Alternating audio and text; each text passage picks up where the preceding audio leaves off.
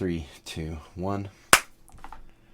Hello, everyone, and welcome to my Lego room. I am TJ the Brickwright, and today I am very excited because I'm going to reveal to the larger world my game that I've been working on for about 10 years or so. Yes, I know it's a very long process, and it's one that I probably should have pushed a little bit faster on, but with all the other projects I have going on, my regular work schedule, and my family, this is just one of those side things that I've been working on for a while. But this year, I'm going to make an extra effort to see how fast I can push this forward and see if we can't make this into an actual game that people can play and that you may actually be able to purchase. My number one goal is to get this into people's hands so that people can play it and enjoy it as much as I have. And hopefully more so, because by then you'll have the finished product instead of the conglomerate of prototypes that I've made. So each month my goal is to have an update and possibly some new information about the game. I've been working with a few people for a long time. One of them is one of my patrons, Tan. He has been amazing help in putting this together and getting it to the point that it is today. He play tests with me every time he's around in town, and as well as my wonderful wife and my kids, mostly my older ones who like to play games. They also enjoy this quite a bit. So without further ado, I'm going to give you guys a brief overview of the game so far. If you have any suggestions or comments, if you want... if you're willing to help with playtesting or anything like that, I would love to hear from you, because this is something that I definitely need some fresh eyes on in a lot of ways. But for the most part, we've got a lot of the mechanics worked out, and I'm really excited to show you guys some of those today. So before I pontificate any longer, let's jump into this video, shall we? All right, so here we go. We have a board. Now, a couple things I'm going to mention is that this board is divided into hexagons, and no, they are not perfectly even hexagons, because I literally took some painter's tape, put it on this playmat of Hoth, and from there just kept going and started playing the game rather than focusing on whether or not the hexagons were properly shaped. As far as the number of hexagons, I'm pretty comfortable with how we've got it so far. This is on a 3 foot by 3 foot mat. And I believe it is 1, 2, 3, 4, 5 hexagons across one direction, and then staggered 1, 2, 3, 4, 5 the other way. Wow, I accidentally got it perfect. Of course, the ones on the far ends are half hexagons, as you can see over here. Oh, speaking of which, it's very dark over there. I kept that light off because I've had complaints in the past about it washing out myself in the openings of the video, so I waited until now to turn it on. So in the beginning, right now we have our two factions here. We have our Uruk-hai and we have our elves. But just to let you know that it's not limited to any particular genre, I have decided to set this in a car show. So this battle is happening in a car show. And the first car we have is a DeLorean. The second car we have is a Batmobile.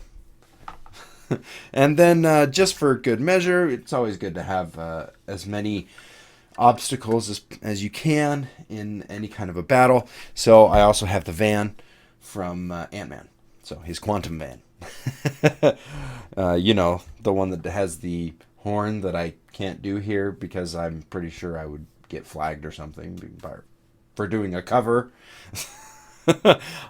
They're very strict about that kind of stuff, believe me. I wouldn't mess with it. Anyway, so we have our two factions here.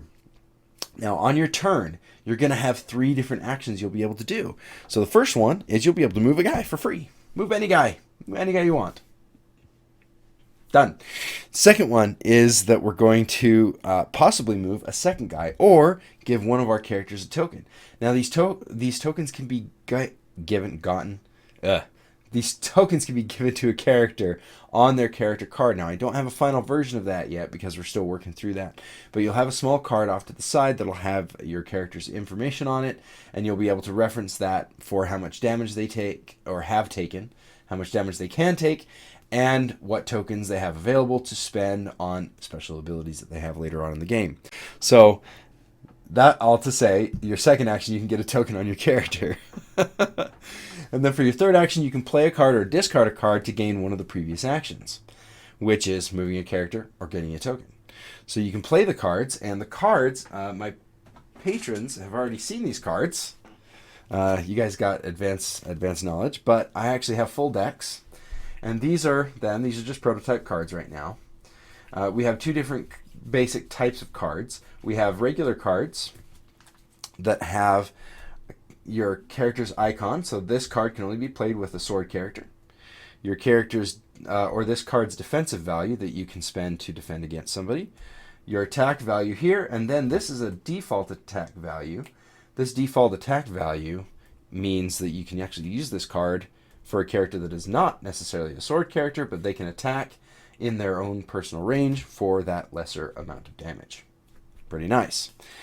Cards also have special abilities. In this case, if this card is used for defense, also give that character a shield. So the cards just won't be attack cards or defense or used for defense, but they'll have special abilities that may incentivize a certain way of using the card. The second card, you'll notice, has this little sun symbol behind it.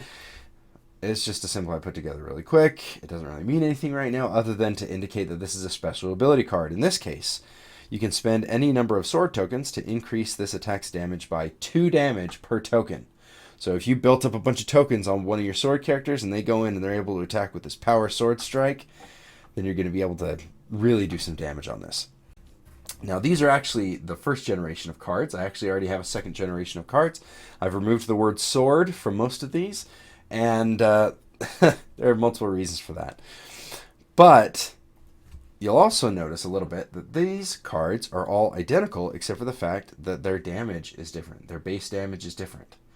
Their defense values are also different, and their basic attack values are different. This is significant because each one of these cards can be in your deck twice, and each one of them is different, indicated by the color and also by the number on the attack value. Now, these numbers are a little too close together, so in the second generation of cards, I have increased the gap between each of those cards, making it more of a significant choice for you on which of these cards you would like to include in your deck. Now, not only did I make all these sword cards, including some that are just basic damage, damage is damage, but we also have bow and arrow cards right here.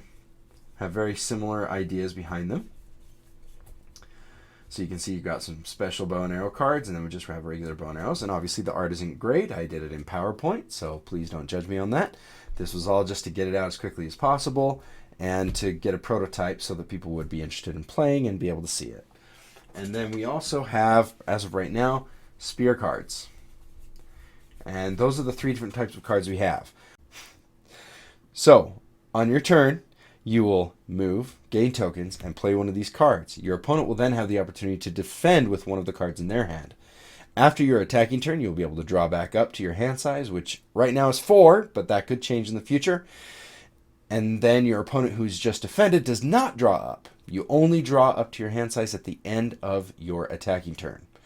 That allows you to make some more significant decisions on what cards you're using to defend and how big those defense cards are. Once you are finished with your turn attacking, you'll drop back up. You'll keep track of your damage on your character's character card, which I apologize, I don't have a very good version of it to show you right now. They're literally just dry erase cards. But after you do each round, your opponent and yourself will move your characters around, be able to attack, do damage, do special abilities. And as characters are eliminated, then the game gets closer and closer to an end phase. Now, I've played around with a couple different versions of this kind of a game. And when it comes to the end, that's another part that I'm kind of struggling with. I've gotten it down to final character. Once one person is down to one character, you end the game. However, that felt very unsatisfying, especially if the other 2 characters have a very low amount of health left. So say, for instance, that the orc character has 2 characters left. He runs up, does a ton of damage to Elrond here, but then gets wiped out on Elrond's turn. Now this ends, so if this guy has full health and these guys are down to their last one or two, it would feel very unfair for this guy to suddenly lose the game. So as of right now, it is an elimination game, although there are options for building this game into an objective-based game. And I actually do have prototypes of that I have run, and they're awesome. One of them is an Ultron zombie-like game where the Ultrons will spawn randomly around the edge of the map, and you have to destroy a certain number of them, protecting the center. And if one of the Ultrons gets to the center of the game, just like in the movie Age of Ultron, then the players lose the game. But that's a little bit more of a roleplay side of the game and campaign style. Right now, we're just kind of going with the battle, getting the base mechanics down. So a couple things that I really enjoy, and I'm just going to tell you guys why I designed the game the way that I did. When I was younger, I played Heroscape. It's a terrain-based board game. You could stack the terrain up and build amazing sculptures with it, amazing terrain, and they had these characters that you could run around on the board and play. Unfortunately, that game is extremely expensive now, and I have a lot of Lego. So I thought, why don't I make Heroscape with Lego? So I jumped into it. I got started. My first board was on a base plate with a checkerboard pattern on it with all kinds of different colors because I had a very small amount of Lego at the time. And I would move the characters around. We'd play with them. They would battle each other. And that was it. It's very simple, very wargamey where you'd roll dice and things like that. This one I don't roll dice as much. I like a little bit of randomness, and there are actually some abilities that include randomness in this game. But for the most part, you make those decisions yourself, and you deal with the consequences depending on what you decided to do with your tokens, with your cards, and how you built your deck. Because again, you're going to have multiple options to put cards in your deck. And I think that this will be a great way to let people customize and explore and build kind of whatever they want. Another key thing about this is that the icons are not going to be exclusive to specific characters, but basically any character with a sword that you pair with the character card that has the sword icon will be able to use a card that has a sword. So not only the Oryx, but Aragorn, Aragon, if you have an Aragon figure that you'd like to use in the game, any of these will work. And all you do is change up what kind of cards and how you want to play the game. You can make it really thematic and use cards that have abilities that are more thematic to that character, or you can just go for the most powerful cards and say, I just want to build the most powerful deck possible. I know I've gone off the deep end and gone way beyond what anybody expected from this video. I'm really excited about it, and hopefully by next time I'm planning to have some character cards available to show you, and maybe we'll actually run through a couple rounds of the game and give you an idea of what we're looking at. So anyway, I hope you guys are having a great weekend. I hope you enjoy this. If you have any ideas or criticisms, or if you're interested in learning more about the game, I am compiling a list of people once the game goes into a full-on alpha test and later a beta test, that I'll be able to give everybody either print and play files or possibly an actual deck of cards that you'll be able to use for your characters. So those are the options right now, and that's kind of what I'm looking towards.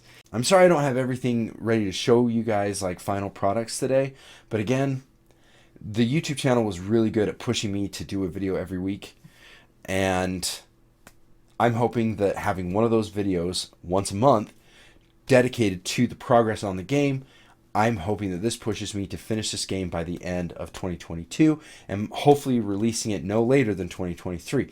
If the game gets finished before then, awesome. I would love that. If this pushes me to actually finish it by the middle of this year, I'd be ecstatic.